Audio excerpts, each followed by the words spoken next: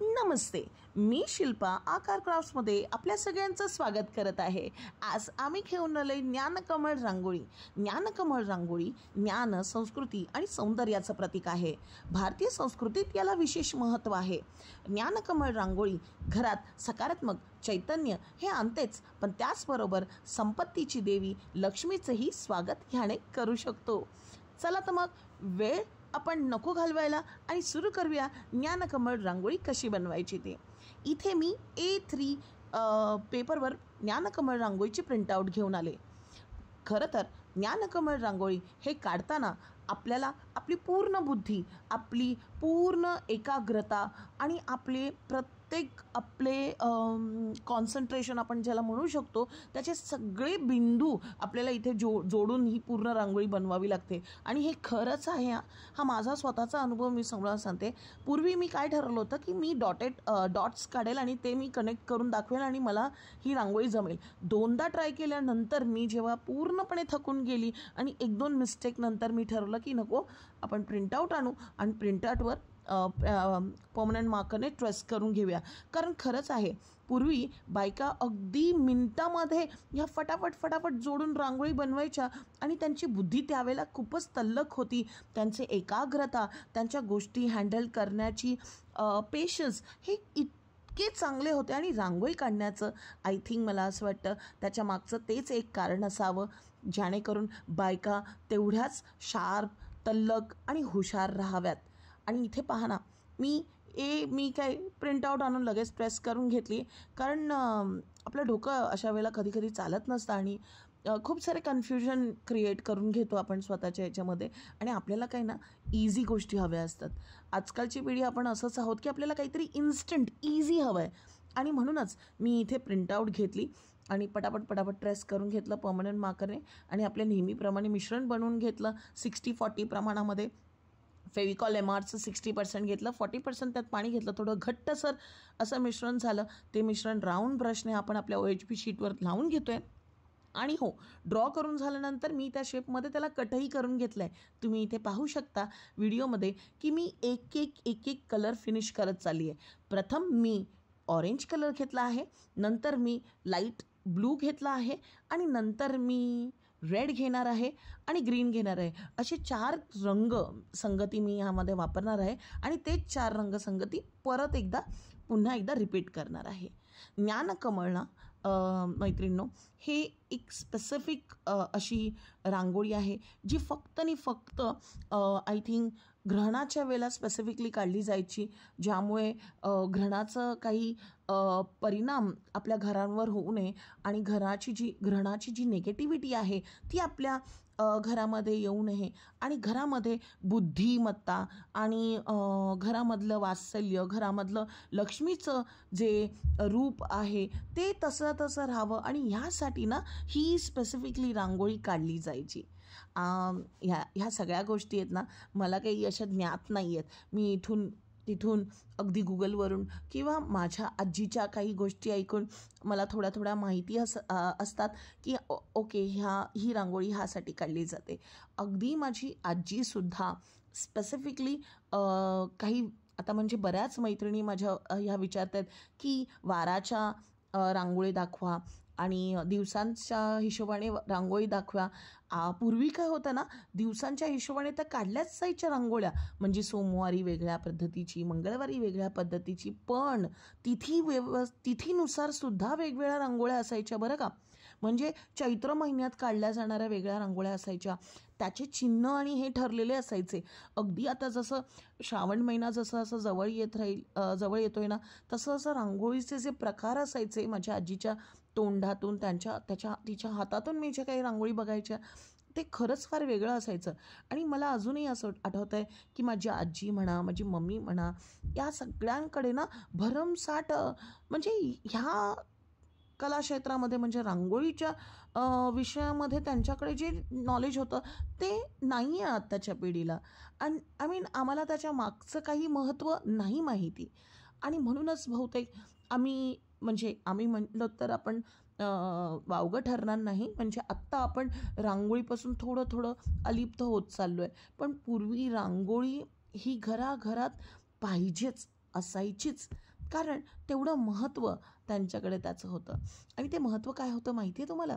रांगोळी काढल्याने स्त्रियांची बुद्धी जी आहे ती तल्लख व्हायची. त्यांना ती काढण्यामध्येच जो विरंगुळा वाटायचा, त्याच्यामध्ये जे तेव्हा रमून जायचे ना, तो एक विसावाचा क्षण असायचा त्यांच्यासाठी. म्हणजे घरचं काम सोडून काहीतरी एक असं इंटरेस्टिंग काम करायला त्यांना मिळायचं, ज्याच्यामध्ये खूप सारे कलर्स असतात, खूप सारे डिझाईन्स असतात.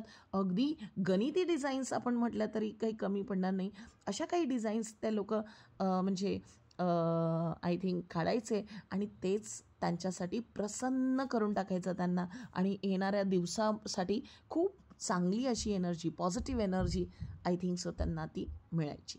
आता इथे पहा, मी orange, light blue, red, green असे 4 कलर वापरले आहेत आणि तेच 4 कलर मी आता या बाकीच्या पेटल्समध्ये कंटिन्यू करणार आहे. तुम्ही इथे पाहू शकता की उरलेल्या पेटल्समध्ये मला आता मारायचे आहेत लाईट ब्लू, रेड आणि परत ग्रीन, हो की नाही? आता पहा, जसं मी तुम्हाला सांगते आहे की खरोखर, आणि आपणच आता रेडी रांगोळीच्या मागे लागलो आहे, पण काय करणार ना, काळानुसार बदल आपल्या प्रत्येकाच्या जीवनशैलीत महत्त्वाचा आहेच. आणि म्हणूनच आपली परंपरा मागे पडता कामा नये. आपण आपल्या रूढींना विसरत चाललो नाही आहे. रांगोळी काढायची, पण कशी अगदी पटापट काढणारी, पटापट होणारी, एकदा काढून वारंवार वापरता येणारी रेडी टू यूज रांगोळी आपण आपल्या घरामध्ये नक्कीच वापरू शकतो, हो की नाही? आता इथे पहा, मी एक लेअर मारून घेतला आहे आणि तो लेअर पूर्णपणे व्यवस्थित सुकवून घेतला आहे. हा आता दुसरा लेअर मी इथे मारणार आहे. दुसरा लेअरसुद्धा तुम्हाला अगदी रांगोळी व्यवस्थितरित्या सुकवून झाल्यानंतर मारायचा आहे. आता माझ्या बऱ्याच मैत्रिणींनी किंवा ह्या खूप आधी बरेच कमेंट्स करत राहतात, त्यांच्या बऱ्याच डिमांड्स आहेत. आम्ही नक्कीच आमच्या चॅनल थ्रू सगळ्यांच्या डिमांड्स कंप्लीट करायचा प्रयत्न करू. म्हणजे वारानुसार आम्ही वेगवेगळ्या रांगोळी तर नक्कीच आणू. जसं आता श्रावण येत आहे, तर श्रावणामध्ये आपल्याला वारानुसार रांगोळ्या नक्कीच पाहिजे असतील, त्यासुद्धा आम्ही बनवण्याचा प्रयत्न नक्कीच करू. फक्त थोडा वेळ लागेल, कारण काय माहिती आहे का, काही गोष्टी असतात ना ज्या हळू स्टेप बाय स्टेप आम्हाला सुचतात. काही स्टेप बाय स्टेप त्या रंगांची मला जुळवाजुळव करायची असते. आणि सर्वात महत्त्व म्हणजे माझ्या स्वतःच्या वेळेची सुद्धा जुळवाजुळव करायची असते.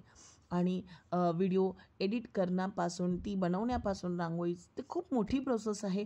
आणि ह्या प्रोसेसला जो वेळ आहे तो तेवढा वेळ बहुतेक कमी पडतो आणि म्हणूनच अशा गोष्टी राहत आहेत. पण ही सुद्धा खूप आधी एका फॉलोअरने केलेली रिक्वेस्ट आहे की ज्ञानकमळ रांगोळी बनवून दाखवा. तर नक्कीच आम्ही त्यांच्यासाठी ही आज अशी रांगोळी घेऊन आलो होतो. तर बघा, इथे आपण आता दुसरा लेअर मारताना सुद्धा काय काळजी घ्यायची आहे, अगदी हलक्या हलक्या हाताने तुम्हाला मिश्रण लावून घ्यायचं आहे. खूप फास्ट असं लावायला जाऊ नका, कारण त्याने काय होईल ना, ही आधीची जी आपली जी रांगोळीचा पहिला लेअर असेल ना, ती निघून जाईल. आणि म्हणूनच थोडं हळूहळू अगदीच आपण हलक्या हाताने आपल्याला काय करायचं आहे, इथे दुसरी लेअर किंवा दुसऱ्या वेळेला मिश्रण व्यवस्थित लावून घ्यायचं आहे. मिश्रण लावून घेतल्यानंतर तशाच पद्धतीने आपल्याला, जसं आपण पहिल्या पद्धतीने लावले तशाच पद्धतीने आपल्याला काय बोलतात त्याला, रांगोळी लावून घ्यायची आहे. रांगोळी टाकल्यानंतर पेपरने दाब द्यायचा, हलक्या हलक्या हाताने रांगोळी उचलायची आणि न चिटकलेली रांगोळी झटकून घ्यायची. झटकताना ती व्यवस्थितरित्या झटकायची, जेणेकरून एकूण एक जी कण चिटकला नाही आहे तो निघून जाईल आणि जास्तीत जास्त रांगोळी आपली म्हणजे स्प्रेडेड दिसणार नाही, अगदी व्यवस्थित ती स्टिक होईल. आता इथे पहा, 2 लेअर मारून झाल्यानंतर अगदी तिला अर्धा तास मी सुकवून ठेवलं आहे. आणि आज ना मी एक नवीन एक्सपेरिमेंट करून बघितलं आहे.